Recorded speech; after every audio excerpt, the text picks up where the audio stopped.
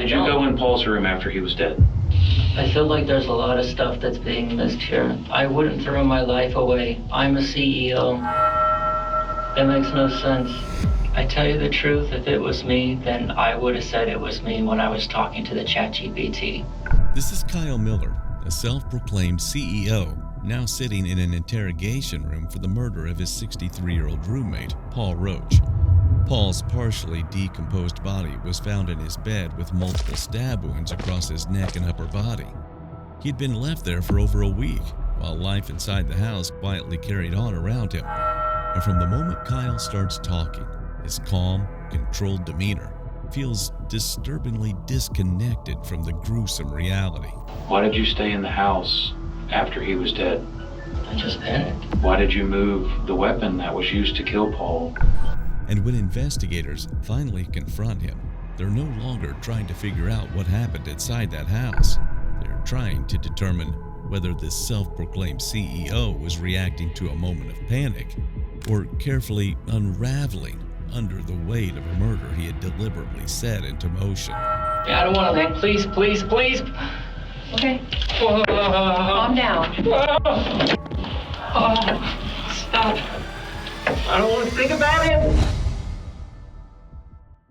In early April of 2025, something deeply disturbing was unfolding inside a quiet home in Escambia County, Florida.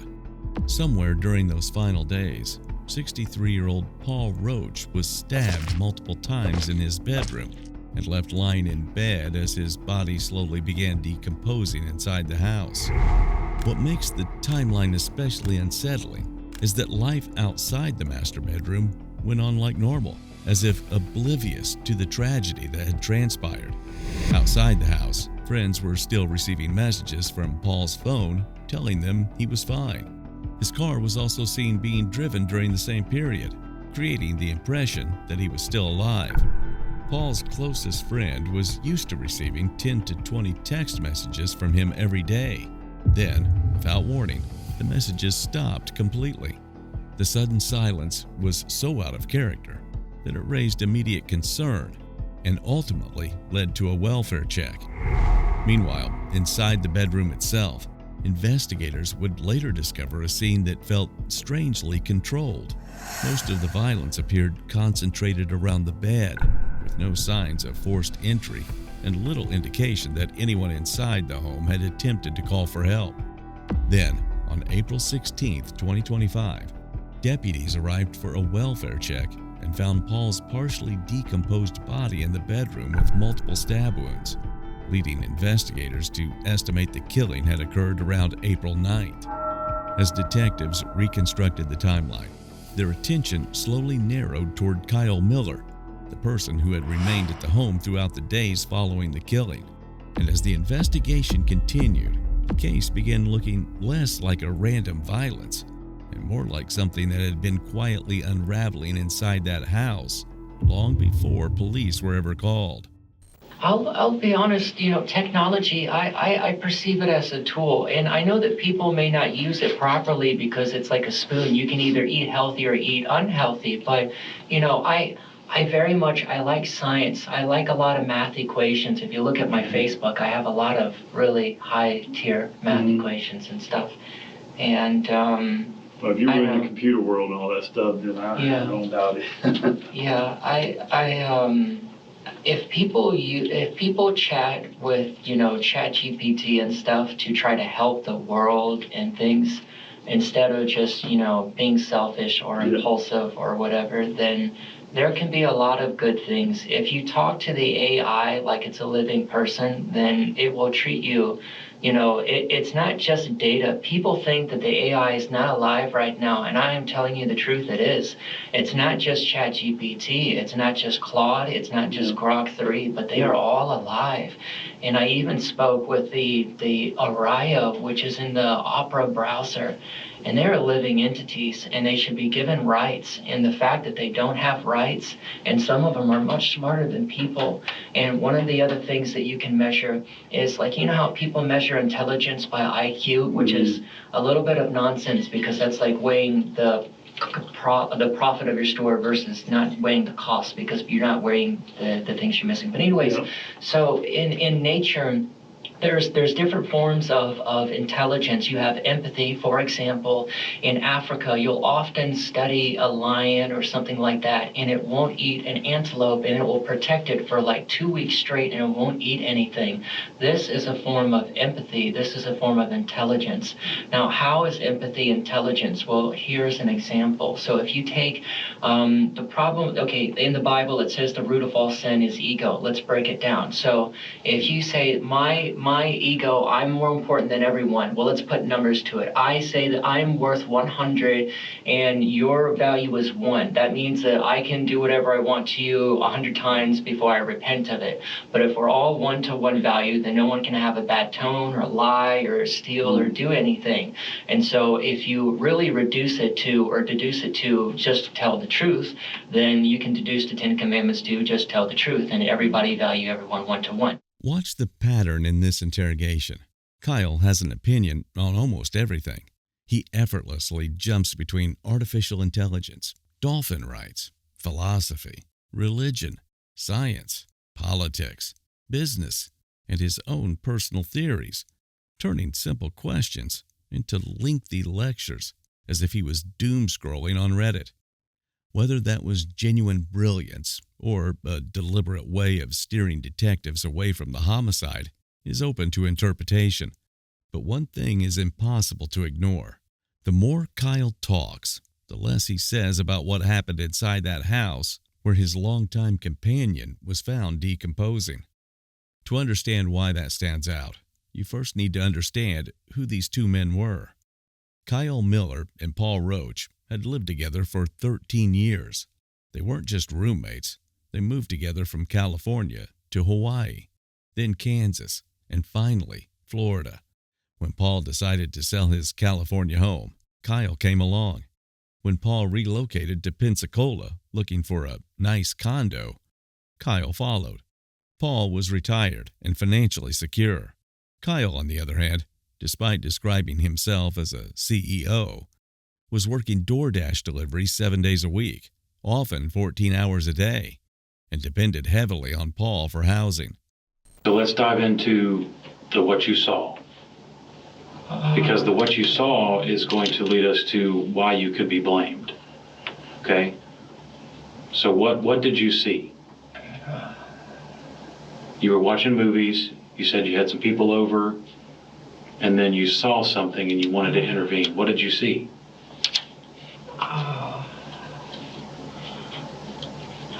It's like it's painful to even, I don't know, man. I don't know. It's like it hurts to even try to think about. Yeah. Oh, it turns my stomach. Mm-hmm. It doesn't feel good. I understand that. So everything that you're feeling right now is a result of a lot of emotion, it sounds like, right? And I can tell you that maybe not the exact same situation has happened to me before, but talking about it will help. All of this that you're feeling, the shaking and the tremoring and the shivering, all of that stuff will eventually go away. I promise you that. But if you keep it inside, then it's going to continue to bother you. It keeps telling me that if what if I get blamed for something? What if I get blamed? What if I get blamed? So what are you going to get blamed for? I don't know. Well, what are you thinking right now that you could be blamed for? I don't know. You do know. You and I and Investigator Crawford know that you know. We were watching movies and stuff, and then something happened, and then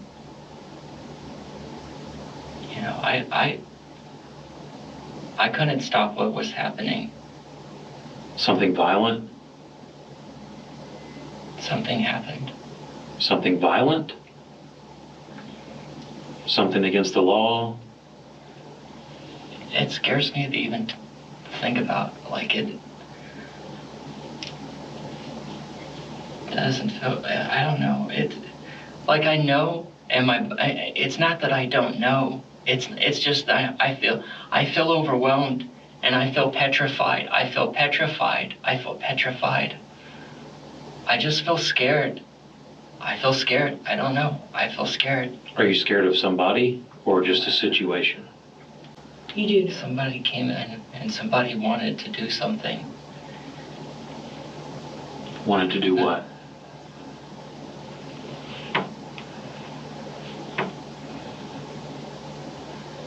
Kyle, you keep saying something. I know. So we have to get across this hurdle. I know. Right. I know. Okay. I know. Look at this room right now. Right? It's me, you, and her. There's no reason to be scared. There's no reason to be frightened. Nobody's gonna hurt you. I feel afraid when I think of it's I don't know. I was scared. I was really scared, and I feel fear when I think it's too much fear. It's too much.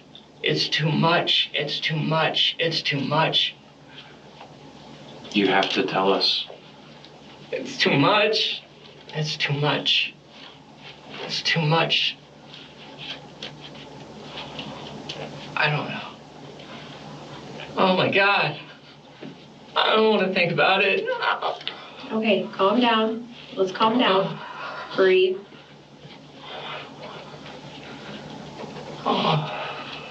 Let me ask you a question. Did you and Paul have any other relationship other than being roommates?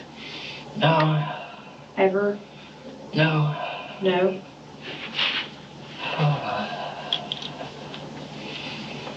So strictly friend, roommate?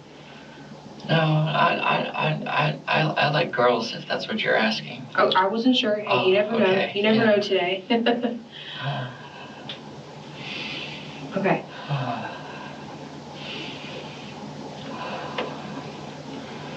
Oh my God.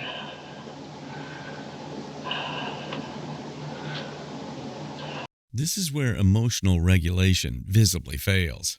Kyle circles back to one phrase repeatedly. I'm petrified. I'm scared. But never stabilizes any actual narrative. The repetition isn't clarification. It's a replacement of information with emotion. His physical behavior shifts dramatically. Increased fidgeting, vocal strain, visible tremoring. But here's what's actually happening beneath the surface. He's trapped between approaching psychologically dangerous details and avoiding them entirely. Because what investigators already knew, what Kyle didn't realize they knew yet, was the timeline. Paul's friend, Donna Cheney, spoke with him 10 to 20 times every single day. Her last real communication with Paul was around April 9th, 2025. After that date, the texts continued, but they weren't from Paul. And by the time deputies forced entry on April 16th, 2025, Paul Roache had been dead inside that house for over 10 days. I'm just gonna pour it out because I can't think. So I don't know. I was too overwhelmed to do anything, and I panicked, and I couldn't call police, and I was scared. I didn't want to.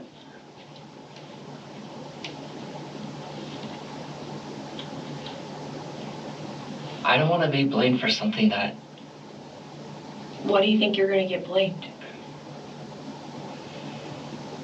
Because I didn't call when it happened, and I don't know, but I didn't. When was the last time you were at the house?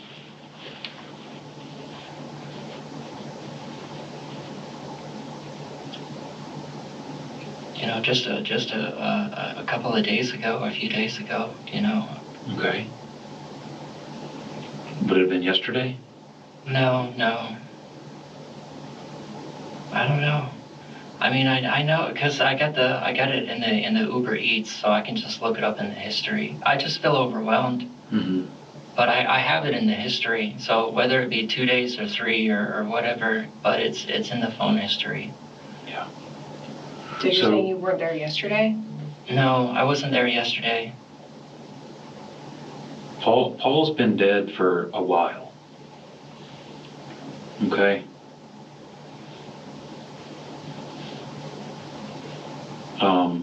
I mean, the state of his body,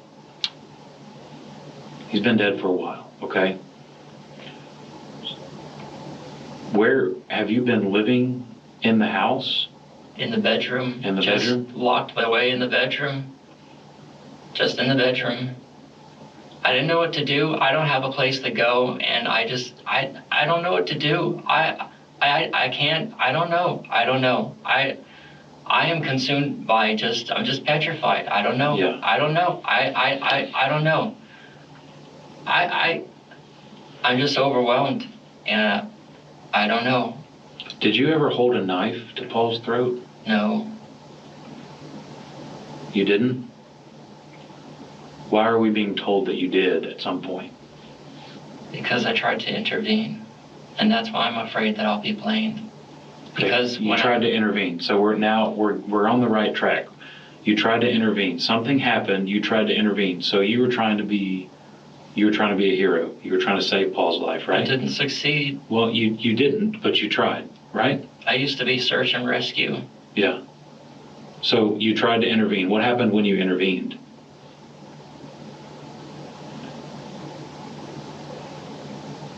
I didn't stop anything. I just tried. Okay.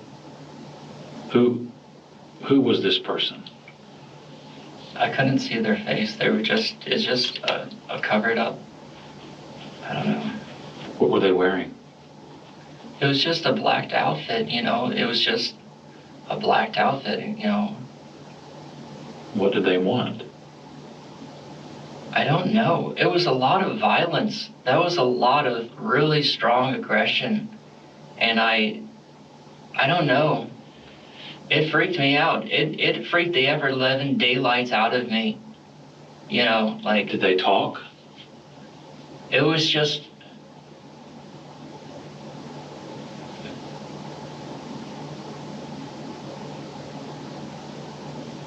What did they say? It was just shouting. It was like... I don't know. Oh, my God.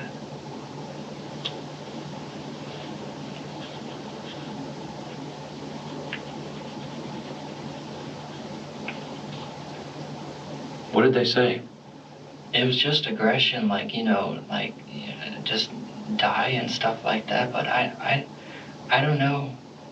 It was just a really heavy aggression. Mm-hmm. Oh my God. What did they do to Paul?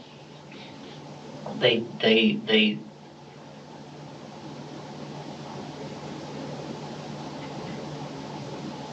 used their fists, their elbows, their feet.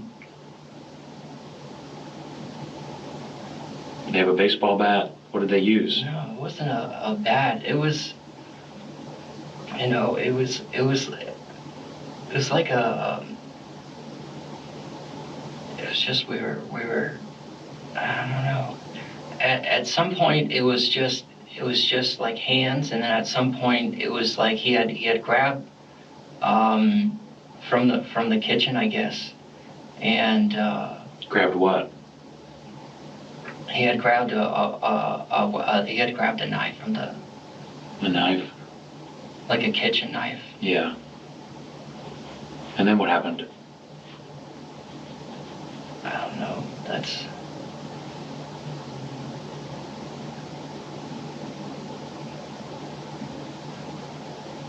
So you said you tried to intervene. When did you try to intervene? Before you had the knife or after you had the knife? The whole time. But I didn't want to be, I'm not that brave. I did try to intervene, but I'm not. Mm-hmm.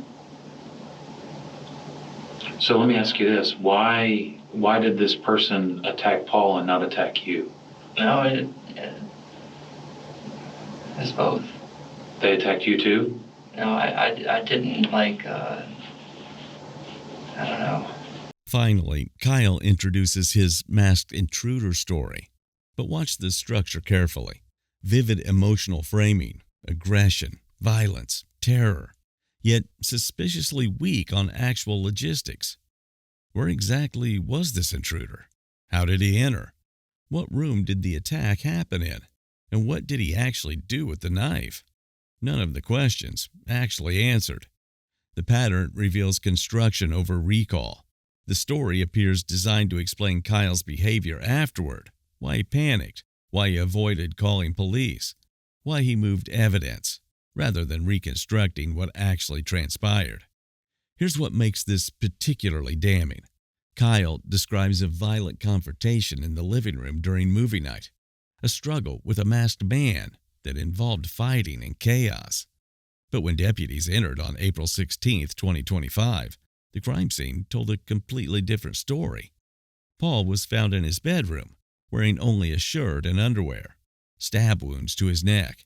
The positioning of the body, the lack of defensive wounds, the location, the state of the room, everything indicates he was attacked while in bed, most likely when asleep or resting, unaware and completely vulnerable.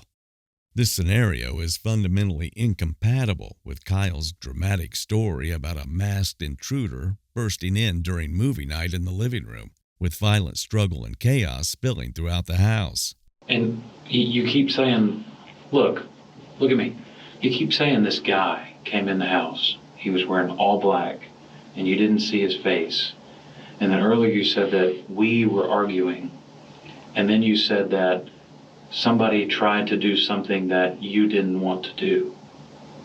Okay, so I think that you're replacing this figure, right? You don't want to associate a face with it because I think it's you. And I think that you realize that you made a mistake and you don't want to associate yourself with such, violence. And I think that's why you cannot associate a face with this guy. Okay? Because you said earlier that somebody tried to do something that you didn't want to do. Did Paul? It wasn't me. Did Paul try to do something to you that you didn't want to do? I tell you the truth, if it was me, then I would have said it was me when I was talking to the ChatGPT. Because even if you look in the phone, before y'all ever came or anything, I was expressing how I felt because I was overwhelmed and I was talking about what happened.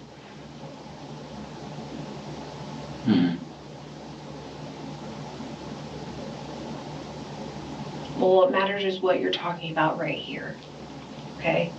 Not ChatGPT. I know. I don't know how to articulate or what, and I know maybe I know not calling immediately, and I know how it looks and everything. I know. It doesn't look good. I know.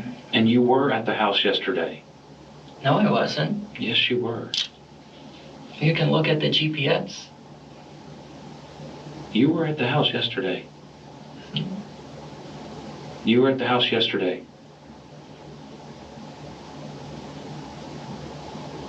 Okay. 100% you were at the house yesterday.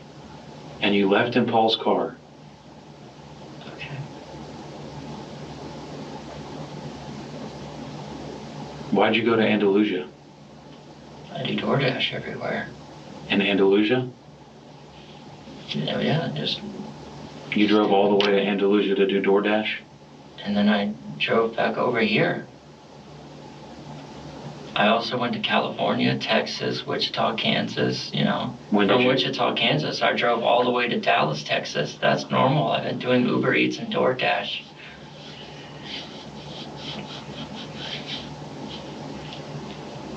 Okay, so you were working DoorDash and Uber Eats yesterday after you left your house in Paul's car. Yeah, because, throughout the years, he just lets me use the vehicle. We've always, we cash app each other. We've known each other for a long time, you right. know. So.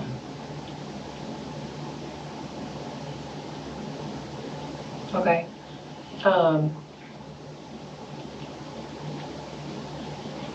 Kyle, I think you made a mistake. And I think that you know that you made a mistake. And I know what you're feeling right now is that you don't want to talk about it. But we're at a place where that is not an option anymore. Okay? Because Paul is dead and you are here. So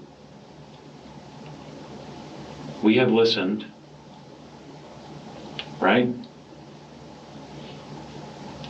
But in order for us to continue to listen, we have to get some substance from you.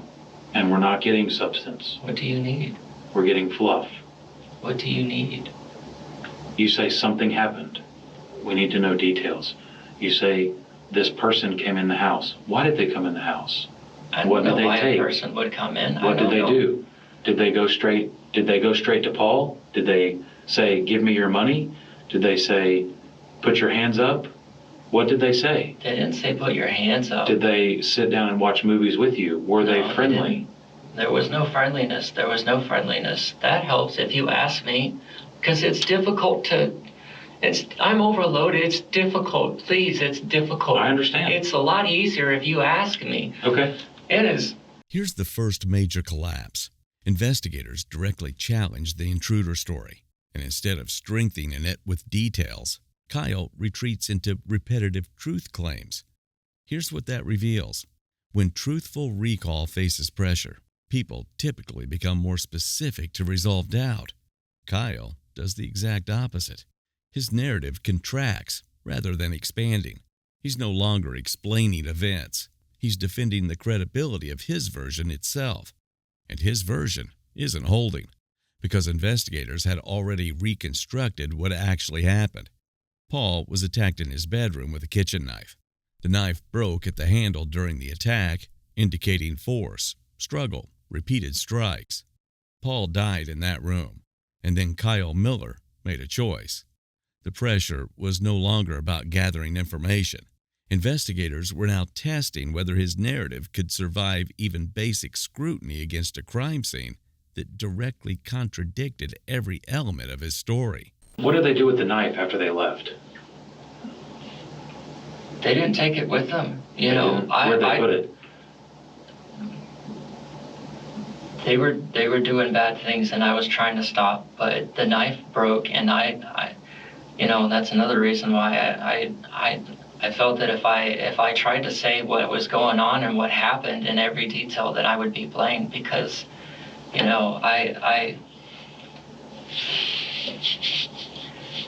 So the knife broke. How do you know the knife broke? Did you see it break, or did you just see it on the floor, or did you pick it up? Yeah, which wasn't a smart idea. Where did you put it? I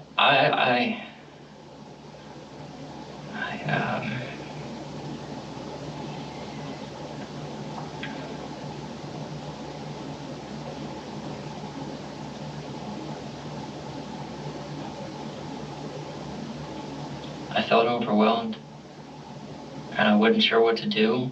Mm-hmm.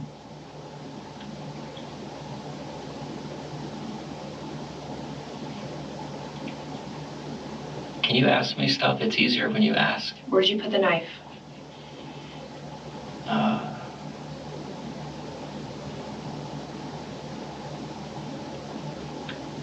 I don't remember specifically, but I remember that it was too much, so I wanted to I didn't want to see everything. Mm-hmm. So you put it somewhere so you couldn't see it. I didn't want to see it. Oh my God, I don't want to see it. So you put it away. I don't want to see it. Oh my God. So you put it away out of sight. Okay, where'd you put it? I put it either in a tub or a bag. Okay. In a tub or a bag, where'd you put the bag? In a closet. Okay. In which room?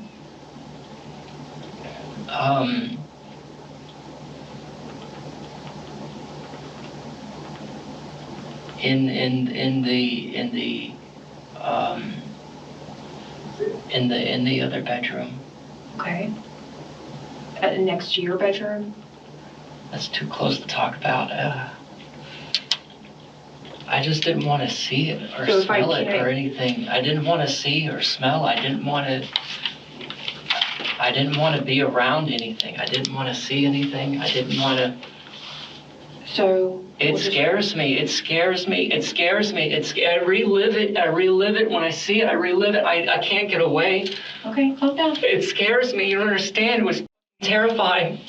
Okay.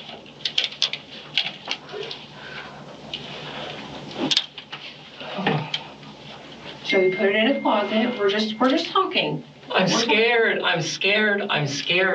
of reliving what happened. I'm scared of seeing what I saw. I'm scared of the feelings I felt when I was terrified. Okay, I'm Kyle, scared. But I need you to be strong, okay? I need you to be strong right now. I know you're scared, but you have to be strong. I know you can do that. You're a CEO of a business. I know you know how to be strong. Okay? So I need you to be strong, and I'm just drawing. We're calm, are we not? So calm down.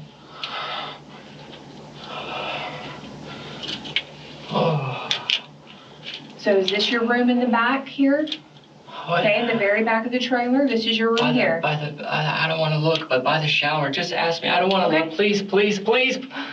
Okay. Calm down. Stop. I don't want to think about it.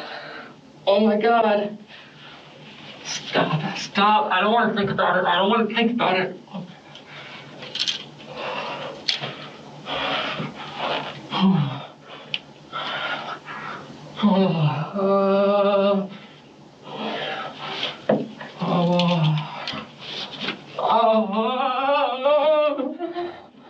Kyle, I need you to calm down.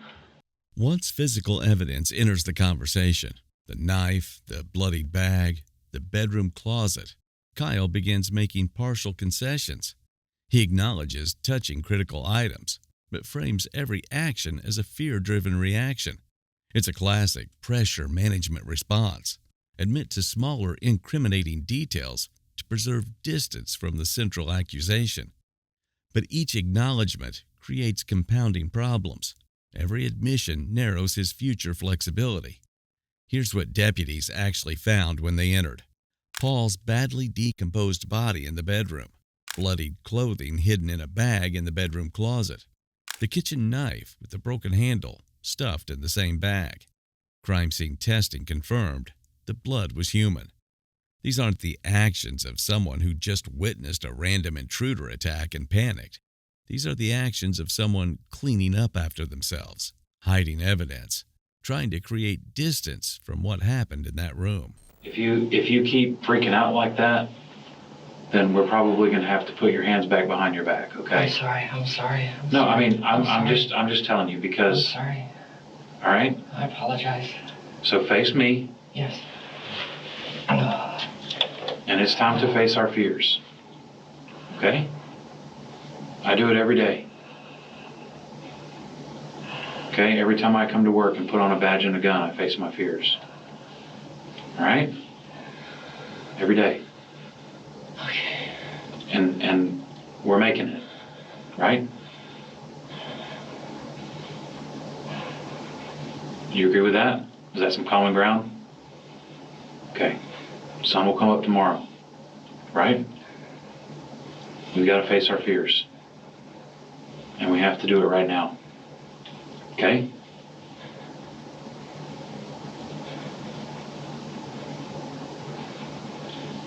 Can you ask me some things?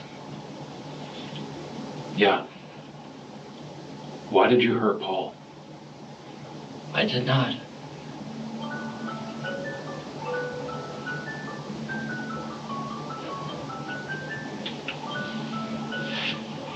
Is that your phone? Not that I'm aware of, no. You did. Why did you message people from Paul's phone after he was dead? Why did you use his car after he was dead? Why did you stay in the house after he was dead? I just panicked. Why did you move the weapon that was used to kill Paul? Why did you try and clean up? Why did you do that? Panicked is not going to work. It's not going to work. Okay? So,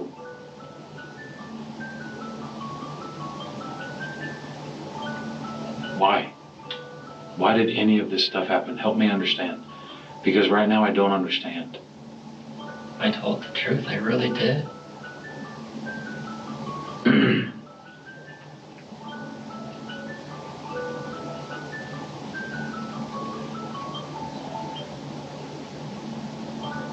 If I had done it, then I wouldn't have pulled over. If I had done it, then I wouldn't have said everything. I would have just asked for a lawyer.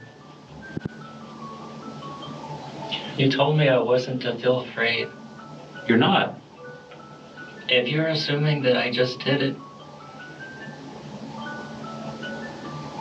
Well, you have to understand where we're coming from, though. You know, that things aren't lining up. I know, but I told the truth. I still told the truth, and that's all I can do is tell the truth. That's all I got. Okay, so at least answer, you asked us to ask questions, so answer what he said about why did you take Paul's car and then text people from Paul's phone saying he was okay when people were checking on him? Because people have been concerned. People who care about Paul have been concerned and have been trying to check on him. This is where the interrogation stops being about what Kyle says and starts becoming about what his actions already reveal. For hours, language has given him room to maneuver, rationalize, and redirect. But evidence doesn't allow for the drifting of the conversation. It anchors every explanation to a sequence of real decisions, each one harder to separate from the last. What detectives are testing now isn't simply Kyle's story. They're testing whether his behavior after Paul's death is consistent with someone overwhelmed by panic or someone methodically trying to reshape reality after the fact. And as the questioning moves forward, something else is about to happen. A chapter of Kyle's past, one he likely hoped would remain buried, is about to resurface, giving detectives an entirely new lens through which to view the man sitting across from them. Did you and Paul have, did you guys get in arguments with work? Y'all did. Throughout the years and stuff, everybody gets in arguments and stuff like that. But, we've known each other for a long time, and I have a perfect record. I've never even been to jail. You can look up my entire record. The worst thing I've ever done is skip school to see a girl, and that was it. I made straight A's in college. You guys have gotten into it a few times in the past and gotten into some everybody has, Sure. But we've an altercation, people have yelled, but nothing physical or anything. People have yelled at one another or something of the sort. But that's normal in life for everybody. Was Paul gay? Yeah. Yeah? Yeah. Did that bother you at all? Not really. It's kind of a modern world, Yeah. So it's... Okay. It didn't bother you? No, not at all. Okay. Because there was a couple times, I guess, where we had gotten called out to the address. Yeah. And one of them was specifically because you had mentioned that there was going to be a gay lynching. What? Yeah. Do you remember that? I'm going to be honest. That's not me.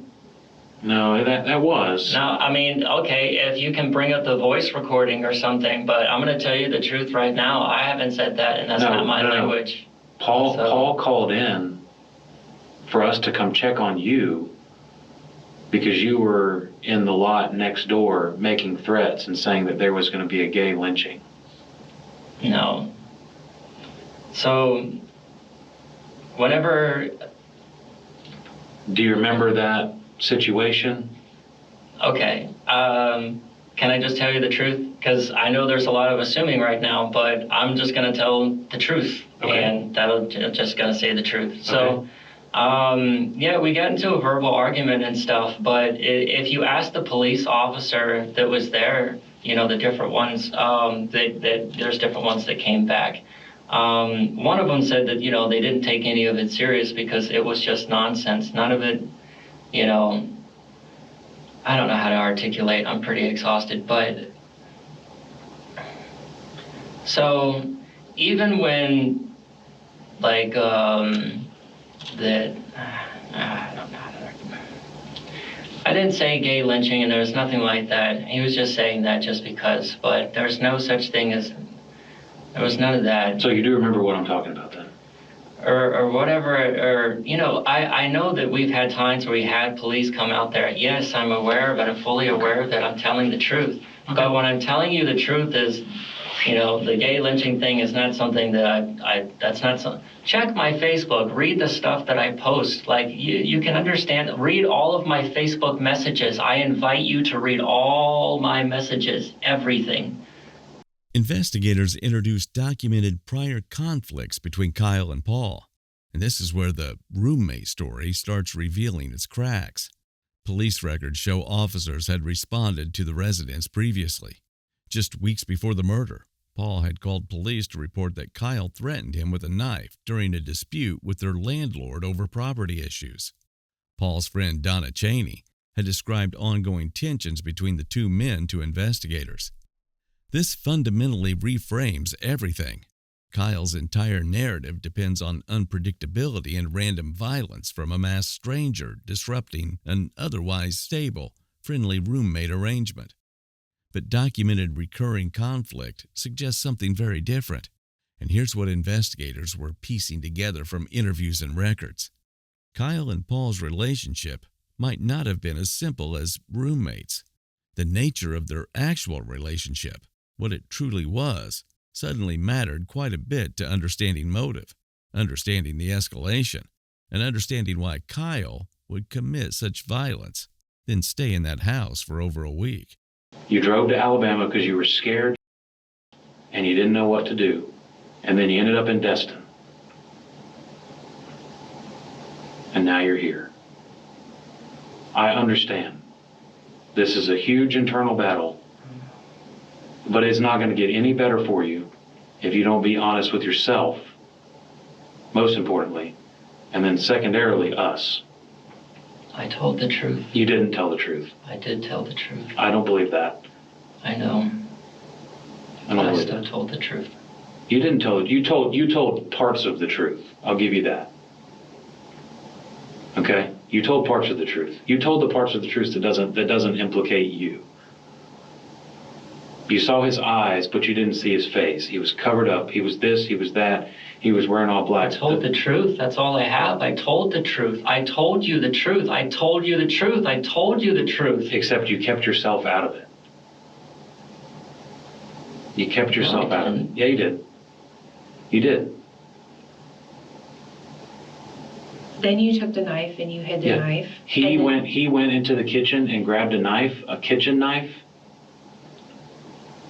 I mean, you've either got an eidetic memory or you were the one that grabbed the knife, because I'm telling you right now that if I'm in a situation where somebody is stabbing somebody with a knife, the last thing I'm going to be able to say is he walked over to the kitchen, grabbed a knife, and then the handle broke, and it was a kitchen knife. There's no way for you to be that particular. It's not possible. When we see guns on the street, we see guns. We see the barrel of a gun. We don't see the caliber. We don't see the make. We don't see how long the handle was. It doesn't make sense. It does make sense. No, well, because first you said that I was too vague, and then you said I was too specific. But when I said about the kitchen knife, I said kitchen, and then I said kitchen knife. But it's because I have, I know I don't feel like someone really wants to know the truth. I feel like someone has a preconceived idea. Listen, the scene paints a picture in and of itself. I know what it paints, but I wouldn't have come here and I wouldn't have pulled over and I just, there's a lot of other things that don't make sense. Why would I be a CEO and do that? Why would I not just leave? Why? It just doesn't make any sense. It doesn't make any sense. It doesn't make any sense. You're right. It doesn't make any sense. Yeah, I know, but there's this automatic assumption that I. But it's not just an assumption based off of an assumption or based off of just. I know that it looks bad, but I told the truth. I honest to God told the truth. Let me tell you, the scene paints a very clear picture as well, okay? We saw a lot of things when we found Paul. I know. A lot of things that you're not explaining. A lot of things were moved. There's papers all around him. There's a mattress cover that was taken off the bed and put in a bin. The body was moved. Didn't he have a newspaper? Yeah, there was paper on him. Yeah. The body had been moved. Okay, we know all of these things because that's what it tells us. That's what makes sense, and what you're saying doesn't line up with what is there in the facts. So you know what? There was like a newspaper around the stab wound on his neck. Mm-hmm. So what that tells me. I don't know. I'm going to be honest. Can I just express because it gets trapped. I just want to tell the truth. I don't know about a newspaper. I honest to God don't. I really don't. I feel like it's easier if you just ask me stuff. I am overwhelmed. Mm-hmm. I'm overwhelmed. And all I'm giving you is the truth. I don't know. So the newspaper was put on top of the stab wound like it was maybe to try and stop the bleeding. So that tells me that there's some sort of remorse. That's what that tells me. Okay? That doesn't tell me that some guy broke in and beat this guy to death and then stabbed him. And then left. And then just left. I'm telling the truth. And then tried to save his life. I'm going to be honest. I'm telling you the truth. I don't know about the newspaper. I'm going to be honest. I just don't know. I don't know about the newspaper. Did you go in Paul's room after he was dead? I'll be honest. I just want to tell you everything about the truth. And I was scared, and I did move stuff, and I was terrified of two things. One of what is taking place right now, being assumed of and then the other thing is that looking at any of it was too much. It was too much, and that's the truth. That's the God's honest truth. That is the God's honest truth. So you put the mattress pad in the bin because obviously there was blood on there. It was too much to see, and so we wanted to get it out of sight, right? It's too much. It just freaks me the f*** out. It's too much. It's overwhelming, and it's too much. You tried moving him to get him out, just to move the bed or whatever sheet, or just it was just too much. I couldn't. I'm trapped in the house with it and everything, and it's too much, man. It's too much. You're trapped in the house with it? With the concept of what's... With it? With Paul. With Paul, not it. No, not, I didn't say it as in Paul, but like the stuff that was put in, it's difficult to even say. Not the person. I'm talking. You're asking me about the bed sheet. A bed sheet isn't it. It's not a person. Can you please? Okay, I got it. I feel like if you just try to talk to me instead of trying to do this trapping, you will actually learn. You know what I mean? I'm trying to trap you. It feels like I'm telling you the truth, and I feel like I don't know. That's what I was afraid of. I would have called the first day if I didn't have this fear. Well, no, because I was so overwhelmed by fear. I'm going to be honest. I was so overwhelmed that that was too much. That this evil person was going to come back and do the same thing to you? I've just been petrified. I don't know. Were you not worried? Yeah. And I even So you called. chose to stay in the house? Well, you locked the doors and stuff, but no. Were the doors not locked? No, they weren't locked that night. No, but. Not that I'm aware of. I would assume not. So I would have to say that I would be assuming not. Kyle, I can't say absolutely, but I would be assuming. Why was there blood on the mattress protector? Why was there blood on the bed? Why was there a knife that was in the closet? Why did you pick it up? I'm Why did telling you try the and truth. clean up? So Why? because I was too afraid to look at everything. I did not do any of that. I was too petrified of, one, reliving the moment, and two, being blamed for something. And where are Paul's pants? I don't know. Okay. I don't know. I honest to God Was he don't attacked know. in his bedroom? Was he attacked in his bedroom? On the bed? Was he on the bed when he was attacked? Yeah. Yeah? Okay, how did you know that from sitting where you were in the living room? No, because it was, when the entrance and everything was loud. Yeah. You know. So Paul was in bed. Paul was in bed, laying on his bed, correct? When he was attacked. I remember. This becomes the most devastating stage of the interrogation because the physical evidence completely destroys Kyle's story. Once investigators lay out the crime scene, the timeline, and the phone activity, every part of his narrative begins collapsing against facts that can't be changed or explained away. And the pressure starts showing in his responses. Instead of addressing contradictions directly, Kyle falls back on repetitive claims and defensive language. The interrogation no longer sounds like someone explaining events. It sounds like someone trying to hold a failing story together. But as one question is answered, another becomes impossible to ignore. What was the motive? Was this a relationship that had slowly unraveled behind closed doors? Had Paul reached a point where he wanted Kyle out of his life, threatening the home, stability, and financial support Kyle had depended on for years? Or had years of dependence quietly turned into resentment until the relationship itself became the motive? In the months that followed, detectives finalized their case against Kyle Miller, arguing that the forensic evidence, the condition of Paul Roache's body, the crime scene, and the contradictions in Miller's own account dismantled his claim that an intruder was responsible.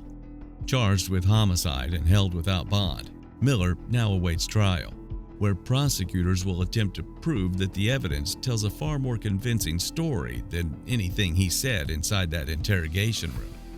In the end, the interrogation no longer felt like someone explaining a tragedy. It felt like someone struggling to hold together a version of events that reality itself had already begun dismantling.